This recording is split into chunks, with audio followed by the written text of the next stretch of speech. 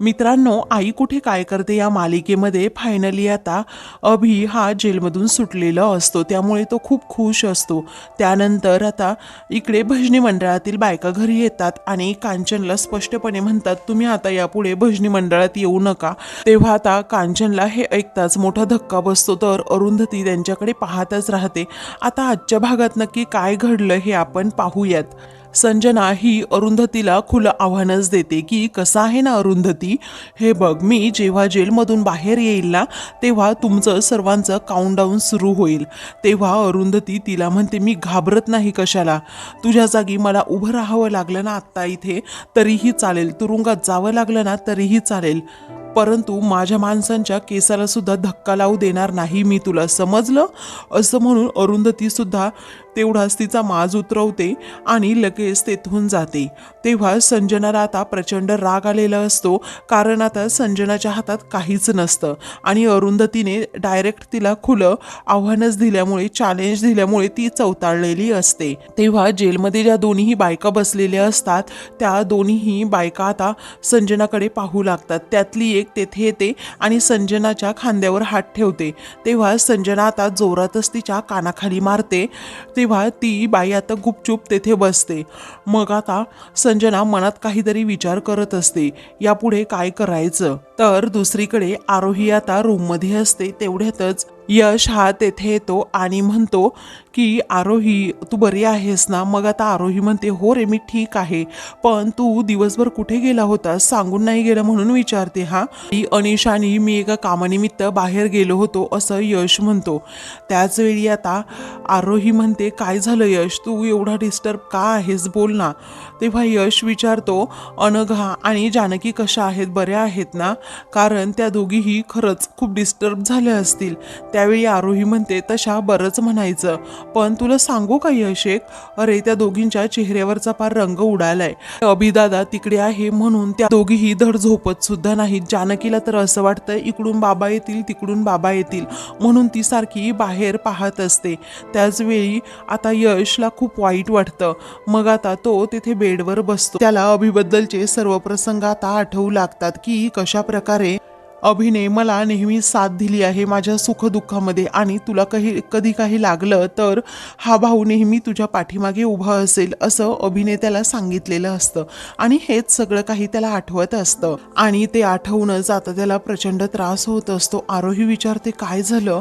मग आता यश म्हणतो, कसं आहे ना आरोही, माझे वडील, माझा भाऊ जेलमध्ये आहे, मला खूप कसं तरी होतंय, मला विचार पण करून अगदी थकल्यासारखं होतंय. आणि जानकी, त्याचबरोबर अनघाची काय अवस्था झाली असेल हे तर मला समजतंय, परंतु आई आप्पांचं काय झालं असेल, आजीला काय वाटत असेल, आपला लेकच आता जेलमध्ये आहे म्हटल्यावर त्यांच्या मनस्थितीचाही विचार करायला हवा ना आपण. वेळी आरोही म्हणते, मला सगळं कळतंय रे, परंतु त्या दोघांनी आपल्या आप्पांना फसवलंय, ते पण चुकीचंच आहे ना यश. तेव्हा यश म्हणतो, हो बरोबर आहे, ते आहेच, पण मला एक कळत नाही, अभि असं का वागला असेल. अभि असा नाही आरोही, कारण अभि खूप सिन्सिअर होता. अगं, शाळेत मी मुलांबरोबर खूप भांडायचो, रोज काही ना काही कंप्लेंट आईकडे यायचीच, आईला माझा प्रचंड राग यायचा आणि तेवढं लाडसुद्धा करायची, परंतु अभिची एकही कंप्लेंट आजपर्यंत आली नाही शाळेतून. आणि जर माझ्याकडून काही चूक घडली शाळेमध्ये तर खूप प्रेमाने तो मला नेहमी समजवायचा, कारण कुठे कसं वागायचं हे मला सतत तो असा पटवून द्यायचा, सांगायचा, नेहमी तो मला सपोर्ट करायचा. मला आठवतंय ना, शाळेमध्ये सुद्धा जाताना मी नेहमी त्याचं दप्तर पकडायचा, आम्ही दोघे नेहमी मागे मागेच फिरायचो, मी तर त्याच्या मागेच असायचं सारखं. आणि शाळेतले शिक्षक मला नेहमी म्हणायचे की तुझा मोठा भाऊ बघ किती हुशार आहे, किती अभ्यास करतो, आणि तू बघ कसा आहेस. सर्वांचा लाडका होता तो अभि, कारण सर्वांच्या तोंडात फक्त अभि अभि हेच शब्द असायचे. आणि बाबांचा तर खूप लाडका होता अभि, आणि बाबांचीच इच्छा होती की अभिने डॉक्टर व्हावं म्हणूनच अभिने अभ्यास केला, खूप मेहनत केली आणि डॉक्टर झाला. आम्ही सर्वजण त्या दिवशी खरंच खूप खुश झालो होतो, कारण देशमुख घराण्यातला पहिला डॉक्टर ही खूप मोठी अचिव्हमेंट आहे असं म्हणून आता यश हा आरोहीला त्या सगळ्या आठवणी सांगू लागतो. अभि एवढा हुशार होता परंतु अचानक बदललाच कसा कळतच नाही. असं काय झालं, असं काय बिनसलं हे कळतच नाहीये. तेव्हा असं का वागत असेल तो, हाच विचार दोघेही सतत करत असतात. मग आता आरोही म्हणते, कसं आहे ना यश, मला असं वाटतंय आईबाबांच्या डिवोर्सबद्दल त्याला जेव्हा समजलं तेव्हा तो पूर्णपणे खचला आणि मग असं वागायला लागला. त्यावेळी आता यश म्हणतो, हो ते तर कारण आहेच, परंतु त्याने आता फक्त आणि फक्त अनघा व जानकीचा विचार करायला हवा. कारण त्या दोघीही त्याच्यावर खूप प्रेम करतायत आणि अभिने जर त्यांचा विचार केला नाही तर मग त्यांच्या आयुष्याचं काय. मला सांग ना, असा नवरा असताना कोणती मुलगी टिकेल, परंतु ती आहे अजून तग धरून इथे. अगं आरोही, अभि 1 वर्ष तुरुंगात असणार आहे, या दोघीही कसं काढणार त्याच्याशिवाय एवढी वर्ष. त्याच वेळी आता मला कळतच नाही त्या दोघांसाठी काय करावं ते आता. तेव्हा आरोही म्हणते, आपण सर्वजण मिळून त्या दोघींची काळजी घेऊच. मग आता यश म्हणतो, हो ती तर घ्यायचीच आहे, परंतु आरोही मला कळतच नाही तो असं नक्की का वागलं असेल, असं काय कारण असेल त्याचं वागण्यामागे. खरं तर अभि खूप प्रेमळ आहे आणि त्याचा सर्वांवर प्रचंड जीव सुद्धा आहे. मला राहून राहून असं वाटतंय की तो का करतोय असं. आता अभिची त्या दोघांनाही खूप पुढे आता यश म्हणतो त्याने स्वतःच्या हाताने त्याची वाट लावून घेतलीये. तेव्हा आरोही म्हणते, हे बघ यश, तू अजिबात त्रास करून घेऊ नकोस, कारण अभिदादा नक्की बदलेल रे. पण आता आरोहीने समजवल्यानंतरही यशचं मन कशातच लागत नसतं. त्याला अभिची प्रचंड काळजी लागलेली असते. ते दोघेही आता विचार करत असतात कशा प्रकारे अभिला या संकटातून बाहेर काढायचं. दुसरीकडे अरुंधती आता चाललेली असते. त्याचवेळी अभि आता तिला पाहतो आणि म्हणतो, आई अगं ऐक ना आई. अरुंधती आता थांबते आणि त्याच्याकडे पाहतच राहते. त्यापुढे आता अभि म्हणतो, आई अगं तू आम्हाला जेलमधून बाहेर काढायला आलेस ना, मला माहित होतं तू माझ्या संकट काळात नक्कीच धावून येणार. मग आता अरुंधती ही त्या दोघांकडे पाहतच राहते. अनिरुद्ध अरुंधतीकडे पाहत सुद्धा नाही, आपला अगदी शांतपणे बसलेला असतो. त्यावेळी अभि म्हणतो, आई बोल ना अगं. मग आता अरुंधती म्हणते, नाही अभि, हा तुझा गैरसमज होतोय. मी तुला जेलमधून बाहेर काढायला आले नाहीये, कारण तू तेवढा मोठा गुन्हा केलाय. आई आप्पांना तुम्ही फसवलंय आणि तुमच्या गुन्ह्याची तुम्हाला शिक्षा मिळालीये. का रे, आप्पांना फसवताना तुला काहीच वाटलं नाही का रे? आणि आता हे असं रडून काय उपयोग. त्यावेळी अभिला पश्चाताप होतो आणि तो खरंच खूप रडत असतो. त्याला असं वाटत असतं की कधी एकदा मी जेलमधून बाहेर येईल. तेव्हा अरुंधती आता अभिला म्हणते, नाही अभि, तुझ्या हातून चूक झालीये, गुन्हा झालाय आणि त्याची शिक्षा आता तुला भोगावीच लागेल. मी इथे फक्त संजनाला भेटायला आले होते आणि माझं भेटून झालंय. त्यावेळी आता अभि रागातच विचारतो, म्हणजे तू संजनाला भेटायला आली होतीस आणि माझ्याबद्दल तुला काहीच वाटत नाही?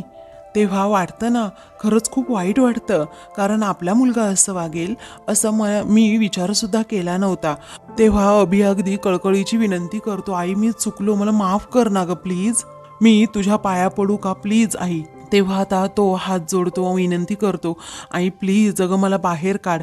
मग अरुंधती म्हणते, ते शक्य नाहीये अभि, आता ते कसंच शक्य नाहीये. या सगळ्याचा विचार तू या अगोदर करायला हवा होतास. आपणना फसवताना संजना आणि अनिरुद्धची तू साथ दिलीस ना, मग त्यांच्याबरोबर आता शिक्षा सुद्धा भोग. असं म्हणून ती आता चाललेली असते. अनिरुद्ध म्हणतो, तुला आनंद झाला असेल ना आम्हाला इथे असं तुरुंगात बघून, तुझी इच्छा आता पूर्ण झाली ना, असं हसत असतो विचारतो. तेव्हा अरुंधती म्हणते, आपल्या संसाराची 26 वर्ष वाया गेली अनिरुद्ध, कारण तुम्ही मला कधीच ओळखू शकला नाहीत. तुम्हाला असं तुरुंगात बघून असा आनंद होईल मला असं वाटतंय का तुम्हाला? अहो, या सगळ्यामध्ये माझं काहीच गेलं नाही, मला काहीच मिळालेलं नाहीये. आप्पांना त्यांचं हक्क मिळवून देण्याचं समाधान नक्कीच मिळालं आहे. आज तुम्ही इथे आहात ना, ते फक्त तुमच्या कर्मामुळे, माझ्यामुळे अजिबात नाही. तेव्हा आता अभि खूप रडू लागतो आणि म्हणतो, आई अशी का वागतीये ग तू? मी बाबांवर विश्वास ठेवून हे सगळं काही केलं, त्यात माझी काय चूक आहे सांग ना. त्यावेळी अरुंधती म्हणते, चूक काय बरोबर काय हे ठरवायला तू सक्षम आहेस अभि. अरे, चुकीच्या माणसाला तू आदर्श मानलं, मग आता त्याची शिक्षा सुद्धा भोग. दुधाने तोंड पोळल्यानंतर ताकही फुंकून प्यायला शिकशील. हा तुझा धडा आहे समज. आता इथून पुढे जरा सुधर, तुझ्या बायकोसाठी आणि मुलीसाठी काहीतरी करून दाखव, जेणेकरून त्यांच्या नजरेत तू खूप मोठा होशील आणि त्या रिस्पेक्ट सुद्धा देतील. अरे त्या दोघींची काय अवस्था झाली माहितीये का? त्या दोघीही बाहेर शिक्षाच भोगतायत अभि. या सगळ्यामध्ये त्या दोघींची काय चूक आहे सांग बरं. अरे जानकीची नजर सतत तुला शोधत असते, तुझ्याशिवाय अन्नाचा घास देखील जात नाही. तेव्हा आता अनघाची आणि त्याचबरोबर जानकीची ही अवस्था ऐकून अभिला खूप वाईट वाटतं. मग आता अनघा तर पार कोमेजून गेली असं अरुंधती सांगते. तेव्हा अभि आता पश्चाताप करत म्हणतो, आई मला माझी चूक समजलीये ग, त्यांना वाईट वाटेल किंवा त्यांना त्रास होईल मी असं कधीही वागणार नाही, तू मला माफ कर, परंतु मला इथून बाहेर काढ, कारण तू म्हणशील ना तसंच मी इथून पुढे वागेल. तेव्हा अनिरुद्ध हा अभिकडे पाहतच राहतो की आला आईच्या इन्फ्लुएन्स खाली. मग अरुंधती आता म्हणते, बाळा मी म्हणेन तसं वागूच नको रे, तू तू तर पुन्हा ती चूक करतो आहेस. अरे अनिरुद्ध आणि संजना जसं म्हणाले तसं तू वागलास आणि त्याची फळं आता भोगतो आहेस. अरे काकुणावर विश्वास ठेवतो, स्वतःची सतसत विवेकबुद्धी जरा जाग्यावर ठेव. अरे तुला काय वाटतं, तुला असं तुरुंगात बघताना मला खूप आनंद होतोय का? अरे कुठल्या आईला आपल्या मुलाला असं तुरुंगात बघताना बरं वाटेल रे, असं म्हणून अरुंधती रडत असते. तेव्हा आता अभिला देखील रडू येतं. तेव्हा आता तुला नाही कळणार माझ्या मनाची अवस्था, असं म्हणून अरुंधती ही अभिला सांगते की मलाही खूप त्रास होतोय तुला असं तुरुंगात बघून. तेव्हा अनिरुद्ध देखील रडत असतो. तर अरुंधती आता सॉरी असं म्हणते आणि तेथून जाते आणि जाता जाता म्हणते की मी तुला काहीही मदत करू शकत नाही. तेव्हा आता अभि जोराजोरात अरुंधतीला आवाज देतो की आई आई अगं थांब ना जरा, अगं तूच मला या सगळ्यामधून बाहेर काढू शकतेस. तेव्हा तेथे ज्या लेडी पोलीस असतात त्या म्हणतात की कशाला बोंबलतोस रे, एकदम गप्प बसायचं, शांत बसायचं, समजलं? अगोदर आतमध्ये चल बरं, असं म्हणून तो लगेच आतमध्ये जातो आणि अनिरुद्धच्या मांडीवर डोकं ठेवून झोपतो. अनिरुद्धला देखील अभिबद्दल खूप वाईट वाटतं. दुसरीकडे आता आरोही ही खडू खात असते. त्याचवेळी आता अनघा लांबून ती सगळी मजा पाहते आणि गालात हसत लगेच पुढे येते. मग आता आरोही लगेच ते खडू लपवत. मग अनघा विचारते, काय ग काय खात होतीस? त्यावेळी आरोही म्हणते काहीच नाही, असं म्हणून ती आता हातात जोरात असं लपवून ठेवते. त्यावेळी आता अनघा तिचा हात हातात घेते आणि म्हणते दाखव ना. मग आरोही दाखवते तर ते खडू असतात. तेव्हा अनघा हसते आणि म्हणते काय ग हे का खातीये तू? मग आता आरोही म्हणते मला हे खावेसे वाटतात, असं मातीसुद्धा खावीशी वाटते. त्यावेळी आता अनघा म्हणते अगं तुला डोहाळे लागले, डोहाळे. तेव्हा आरोही म्हणते हो का, मला कळालंच नाही आणि अचानक असं मळमळतं, मग नंतर असं खावीशी वाटतात ना खडू. त्यावेळी आता अनकंट्रोलेबल का, असं अनघा विचारते. तेव्हा आरोही म्हणते हो अगदी अनकंट्रोलेबल. त्यावेळी आता दोघीही एकमेकींकडे पाहून हसतात. मग आता अनघा ही तिचे हात हातात घेते आणि म्हणते आरोही सॉरी हा बाळा, कारण अगं मी माझ्या दुःखात एवढी बुडून गेले ना, काय हवं नको ते मी विचारलंच नाही. तेव्हा आरोही म्हणते नाही ग अनघा, हे आत्ता कुठे मला सुरू झालंय, अगोदर तर खाण्याची इच्छा सुद्धा नव्हती. तेवढ्यातच कांचन तेथे जाते, विचारते काय चाललंय काय तुमचं? तुम्ही दोघीही इथे गप्पा मारत बसल्या आणि ते तिकडे चहासाठी खोळंबलेत. अगं चहा हवाय त्यांना. आरोही म्हणते अहो मी चहा ठेवलाच आहे आजी. त्यावेळी अनघा म्हणते आजी ऐकलत का, अहो आरोहीला डोहाळे लागलेत. तेव्हा कांचन म्हणते अगं काय सांगतेस, काय ग मला का नाही सांगितलं? आरोही बाळा आमचं कुणाचंच तुझ्याकडे लक्ष नाहीये ना. तेव्हा आरोही म्हणते असं नका ना म्हणू प्लीज, कारण आपल्या घरात काय चाललंय हे मी सतत बघतीये ना, मी अगदी समजू शकतेच. तेव्हा कांचन म्हणते मला माहीत आहे तू खूप समजूतदार आहे, पण आम्ही फक्त आता तुझ्याकडे लक्ष देऊ आणि तू सुद्धा तुला हवं नको ते अगदी हक्काने सांगायचंस. मी आजच अरुंधतीशी बोलते, कारण चोरोटी भरायची आहे ना तुझी, म्हणून. वेळी आता आरोहीला असते तर कांचन म्हणते अगं लाचते काय, 3रा महिना सुरू आहे ना आता. तेव्हा आता जानकीचे सगळे कपडे मी धुवून व्यवस्थित स्वच्छ करून ठेवते, म्हणजे कसं ना बाळाला लागतील ना. त्यावेळी आता आरोहीला ती सांगते अगं बाळाला कसं आहे ना जुनेच कपडे घालतात नवीन जन्मल्यानंतर. तेव्हा नुकत्याच जन्मलेल्या बाळाचं शरीर खूप नाजूक असतं आणि कसं असतं ना वापरलेले कपडे हे मऊ झालेले असतात वापरून वापरून. बाळाच्या त्वचेला कोणताही त्रास होऊ नये यासाठी ही जुनी कपडे वापरण्याची पद्धतच आहे पहिल्यापासून. तेव्हा आरोही म्हणते, आजी तुम्ही खरंच खूप छान समजावून सांगता. मग आता कांचन म्हणते, तुमच्या हल्लीच्या मुलींना सगळं काही एक्सप्लेन करून सांगावं लागतं, नाहीतर हे कशाला करायचं ते कशाला करायचं हे 100 प्रश्न तुम्हाला नेहमी पडलेलेच असतात.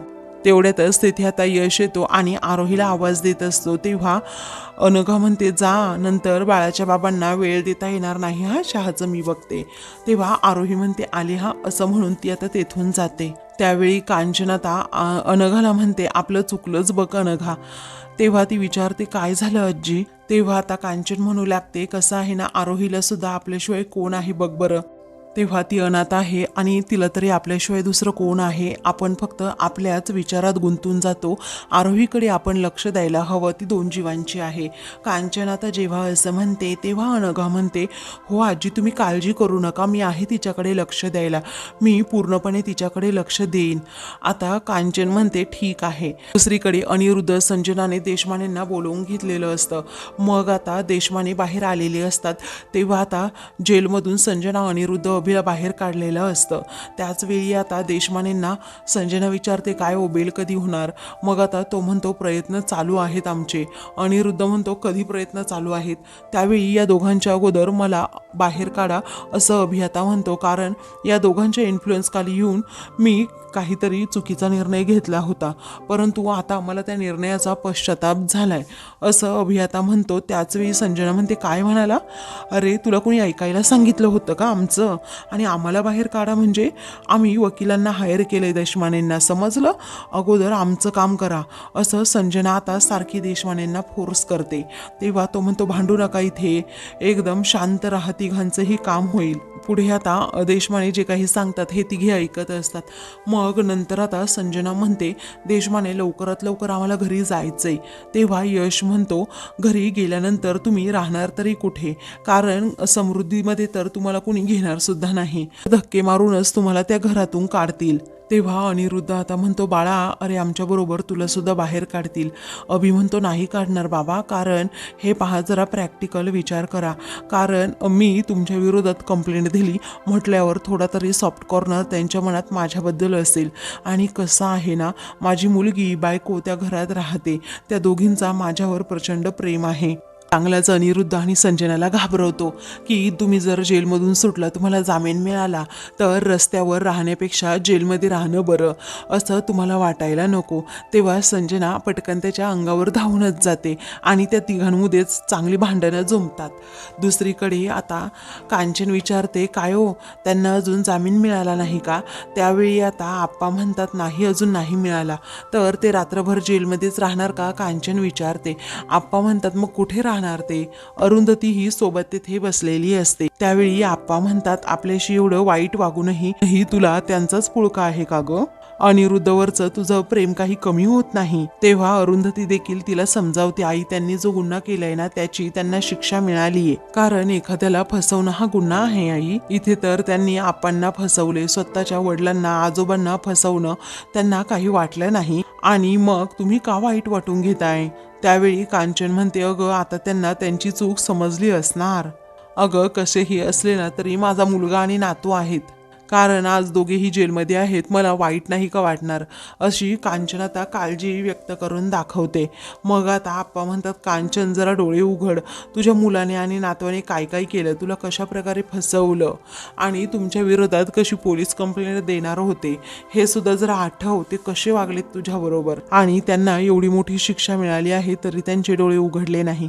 मग आता उघडतील ना डोळे, आता चांगलं वागतील ना ते, कारण 1 वर्षाचा तुरुंगवास ही ही सोपी गोष्ट नाहीये, असं कांचन म्हणते. तेव्हा कांचनला आता अरुंधती समजावते, त्यांना जामीन मिळेल, काही काळ ते बाहेर राहू शकतील, परंतु त्यांच्यावरचा गुन्हा तसाच राहील. तेवढ्यातच तिथे आता अनघा येते आणि म्हणते, आजी अहो 2 दिवसांवर दिवाळी आहे, आपण काय करूयात, आपण काहीतरी पदार्थ बनवूयात आता. मग आता कांचन म्हणते, अगं अभि आणि अनिरुद्ध दोघेही जेलमध्ये आहेत आणि तुला फराळाचं सुचतंय. तेव्हा अनघाला काय बोलावं सुचत नाही. मग आप्पा म्हणतात, ते त्यांच्या चुकीची शिक्षा भोगतायत तिकडे तुरुंगात, आपण का असं खाणं सोडून द्यायचं, आणि काहीही झालं तरी सणवार साजरे करावे लागतातच ना. आणि आज जर का ते केस जिंकले असते ना, अख्ख्या घराला त्यांनी लाइटिंग केली असती आणि दिवाळीचा सण साजरा सुद्धा केला असता. तू लिहून घे माझ्याकडून. तेव्हा त्यांच्या डोक्यात माझा किंवा तुझा विचार सुद्धा आला नसता आणि अभिने सुद्धा जानकीचा व अनघाचा विचार केलाच नसता. त्यावेळी आप्पा अनघाला म्हणतात, तू संकोच करू नकोस, या वर्षी सुद्धा आपण सर्वांनी अगदी छान प्रकारे दिवाळी साजरी करायची आहे. त्यावेळी कांचन म्हणते, अहो पण मग आता आपल्या घरात असं काही घडलंय हे तू पूर्णपणे विसरून जा, आप्पा म्हणतात. तेव्हा अभिला कसं सोडवायचा हा विचार अरुंधती करते. तर आता मित्रांनो, पुढील भागामध्ये अभिषेकची बेल होती, तो खुश होतो. अनिरुद्ध विचारतो याची एकट्याचीच कशी बेल झाली. तेव्हा केसमध्ये तो अप्रूव्ह होताना म्हणजे त्याने सगळं काही खरं सांगितलं असं पोलीस आता लगेच अनिरुद्धला सांगतात. तेव्हा संजना म्हणते, देशमाने मला सुद्धा लवकरात लवकर बेल मिळवून द्या. त्यावेळी तो म्हणतो, हे शक्य नाही आहे लगेच. मग आता अभिने पैसे दिलेत का तुम्हाला? मी पण देते असं संजना म्हणते. तेव्हा अभिने कोणतेही पैसे दिले नसल्याचं वकील हे स्पष्टपणे सांगतात. तर दुसरीकडे आता सर्वजण घरी बसलेले असतात. तेव्हा आता काकू तेथे येतात आणि म्हणतात, भजनी मंडळात आणि भिशीमध्ये तुम्ही येऊ नका, कारण तुमचा मुलगा तुरुंगात आहे. अशाच मालिकेंचे पुढील भाग पाहण्यासाठी चॅनलला सबस्क्राईब